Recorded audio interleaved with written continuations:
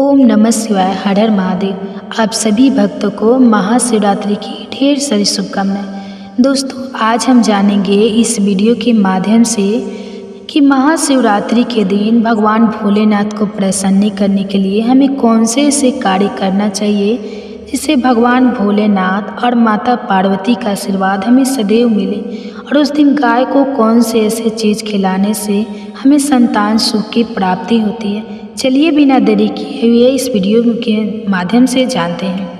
महाशिवरात्रि हिंदी संस्कृति का एक ऐसा पावन त्यौहार है जिसे शिव उपासना के शिखर उत्सव के रूप में जाना जाता है।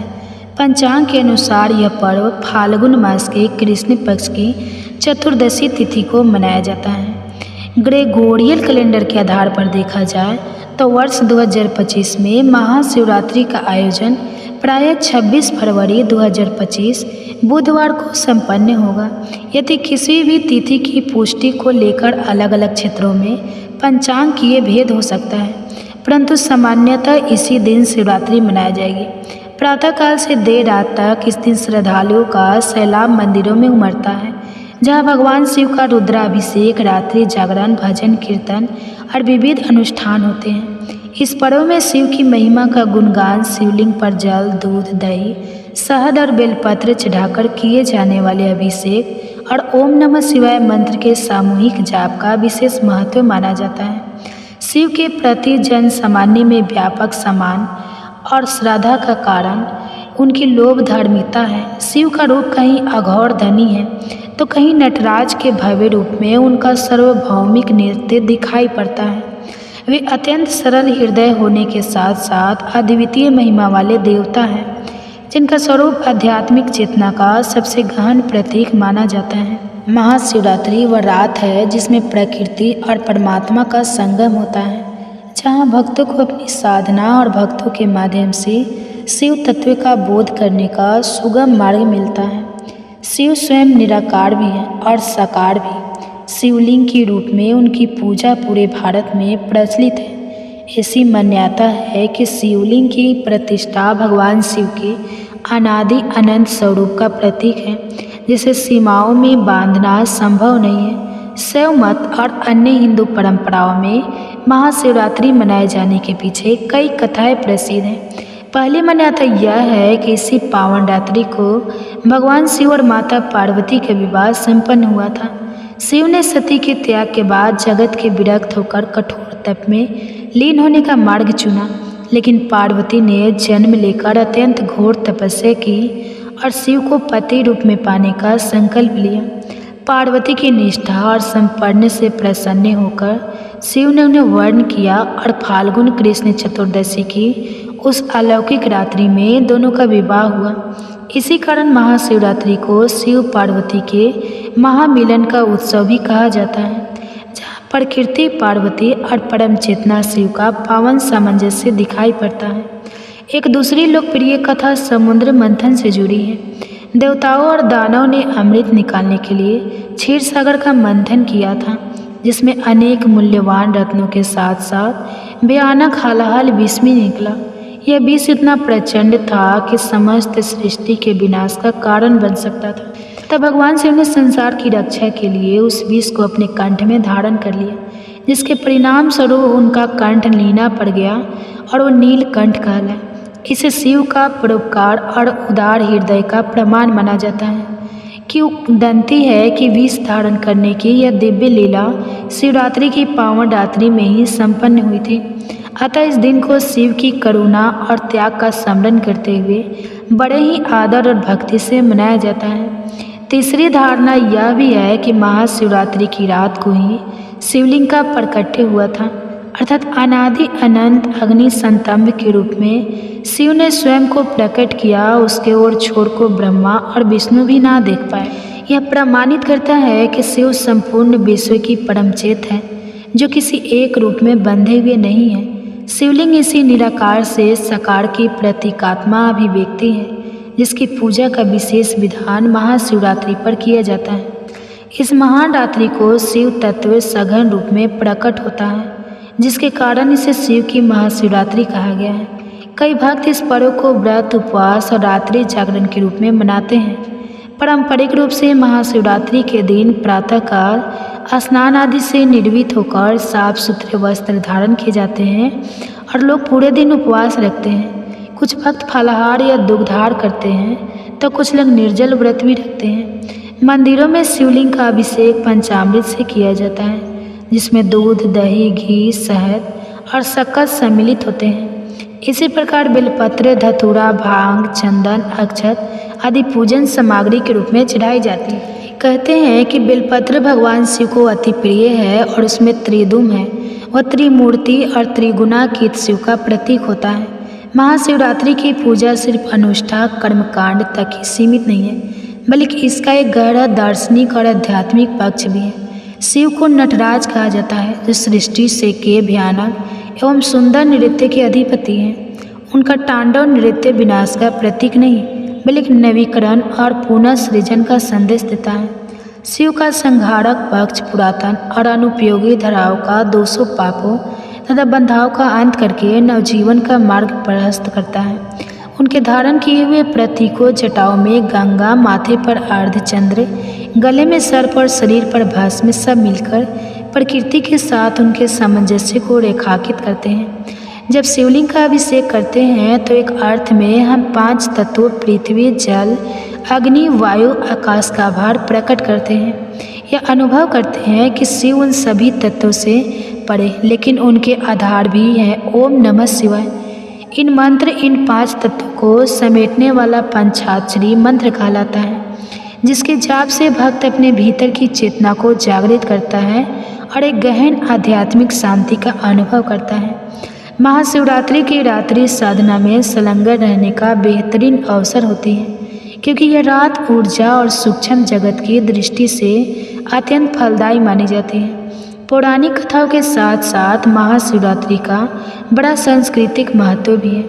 पूरे भारतवर्ष में इस दिन शिवालय और ज्योतिर्लिंगों पर बड़े बड़े मेलों का आयोजन होता है। विशेषतः काशी विश्वनाथ, वाराणसी, सोमनाथ गुजरात, श्रीशैलम आंध्र प्रदेश, महाकालेश्वर उज्जैन, त्र्यंबकेश्वर महाराष्ट्र, रामेश्वरम तमिलनाडु, काठमांडू स्थित पशुपतिनाथ नेपाल सहित 12 ज्योतिर्लिंगों में लाखों श्रद्धालु इस पावन पर्व पर दर्शन के लिए उमड़े हैं। इन स्थानों पर रात्रि जागरण और जलाभिषेक का भव्य आयोजन देखने को मिलता है। सामूहिक रूप से शिव आराधना के समय हर हर महादेव के जयघोष की गूंज चारों दिशाओं में सुनाई पड़ती है, जिससे भक्ति और उत्साह का अनोखा वातावरण बनता है। महिलाओं में इस त्यौहार का विशेष महत्व है। शिव पार्वती का विवाह इस बात का प्रतीक है कि ईश्वर और प्रकृति का मिलन, सत्य और शक्ति का एक दूसरे के बिना अधूरा होना जीवन के संतुलन की ओर संकेत करता है। कुंवारी कन्या महाशिवरात्रि के व्रत का पालन इस कामना से करती है कि उन्हें भी शिव समान सात्विक और योग्य जीवन साथी मिले। वही विवाहित महिलाएं अपने दाम्पत्य जीवन में प्रेम, सौहार्द और समृद्धि बनाए रखने के लिए इस दिन शिव पार्वती का पूजन करती हैं। इस प्रकार पारिवारिक और सामाजिक स्तर पर भी यह पर्व प्रेम, त्याग और संपन्नी की भावना को बल देता है। दर्शन और अध्यात्म की दृष्टि से देखा जाए तो शिव का रूप मानव के भीतर छिपी असीम चेतना का प्रतिरूप है। महाशिवरात्रि आत्मचिंतन और ध्यान के लिए उत्तम समय माना जाता है। योग और तंत्र साधना करने वाले साधक इस दिन या रात्र को विशेष ध्यान, प्राणायाम और जाप करके अपनी कुंडलिनी शक्ति को जागृत करने का प्रयास करते हैं। शिव ध्यान में लीन होने से चित्त में निर्मलता आती है। क्रोध, लोभ, मोह जैसी नकारात्मक वृत्तियाँ नियंत्रित होने लगती हैं और जीवन में एक नई ऊर्जा का संचार होता है। शिव संहार से भी जुड़े हुए हैं, परंतु उनका संहार रचनात्मक होता है। वह पुरानी और अनुपयोगी योगी संरचनाओं को तोड़कर एक नए सृजन का मार्ग तैयार करता है। समुद्र मंथन की कहानी प्रतीक है कि जीवन में जब कठिनाइयाँ आती हैं तो हमें भोगने की बजाय उनका सामना करना चाहिए। शिव की तरह विष को ना उगलना है न निकालना है, बल्कि कंठ में थाम कर उसे निष्प्रभावी करना है। आज के आधुनिक युग में अनेक प्रकार के मानसिक तनाव, प्रति सप्ताह पारिवारिक उलझने और सामाजिक चुनौतियां हमारे सामने आती हैं। शिव की उपासना या उनके आदर्श में सिखाते हैं कि हम अपनी परेशानियों से हार ना मानें, बल्कि उन्हें रोककर उनके दुष्प्रभाव से स्वयं को और दूसरे को बचाएं। इस दृष्टि से महाशिवरात्रि केवल एक धार्मिक अनुष्ठान नहीं है, बल्कि मनोवैज्ञानिक और आध्यात्मिक प्रेरणा का स्रोत भी है। भारत के अलावा विश्व के अनेक देशों में बसे हुए हिंदू और भारतीय मूल के लोग भी महाशिवरात्रि पूरी श्रद्धा से मनाते हैं। America, Britain, Canada, Mauritius, Fiji, Malaysia इत्यादि में शिव मंदिरों या हिंदू मंदिरों में इस दिन सामूहिक पूजा, रात्रि जागरण और शिव महिमा के भजनों का आयोजन होता है। भारतीय संस्कृति से जुड़े लोग चाहे जहाँ रहे, वे इस पर्व के माध्यम से अपने मूल धर्म और परंपराओं को जीवित रखते हैं। यह पर्व प्रवासी भारतीयों को न केवल अपनी जड़ों से जुड़े रखता है, बल्कि स्थानीय लोगों को भी भारतीय संस्कृति की गहराई और शिव दर्शन के परिचित कराने का माध्यम बनाता है। शिव की प्रतिष्ठा एक ऐसे देव के रूप में है जो सरलता से प्रसन्न हो जाते हैं और अपने भक्तों पर वरदान की वर्षा करते हैं, इसलिए उन्हें आशुतोष कहा जाता है। अपने भक्तों को सभी प्रकार से परिपूर्ण करने वाले शिव आस्था और आचरण के मध्य एक दृढ़ सूत्र की तरह जुड़े हैं। उनका रूप कहीं योगी का है तो कहीं गृहस्थ का। यही रूप उनके स्वरूप को सार्वभौमिक बनाता है। उनकी जटाओं में माँ गंगा का वास, मस्तक पर चंद्रमा, गले में सर्प, हाथों में डमरू, तीसरा नेत्र सभी प्रतीक मिलकर यह दर्शाते हैं कि शिव समस्त चेतन अचेतन जगत के अधिपति हैं। इसलिए उनकी अर्चना का फल हर व्यक्ति को अपने जीवन स्तर और प्रयोजन के अनुसार प्राप्त होता है। महाशिवरात्रि का व्रत आध्यात्मिक लाभ के साथ साथ स्वास्थ्य के लिए भी हितकर माना जाता है। फाल्गुन का महीना रात परिवर्तन का समय होता है, जब सर्दी कम होने लगती है और बसंत के आगमन का संकेत मिलता है। ऐसे समय में यदि शरीर को एक दिन का उपवास दिया जाए तो पाचन तंत्र को विश्राम मिलता है, शरीर की आंतरिक ऊर्जा और मस्तिष्क और हृदय की ओर केंद्रित होती है, जिससे हम मानसिक रूप से अधिक स्तर हो पाते हैं। यही कारण है कि इस पर्व पर रात भर जागरण और प्रातः काल में फिर से जलाभिषेक का विधान बना है।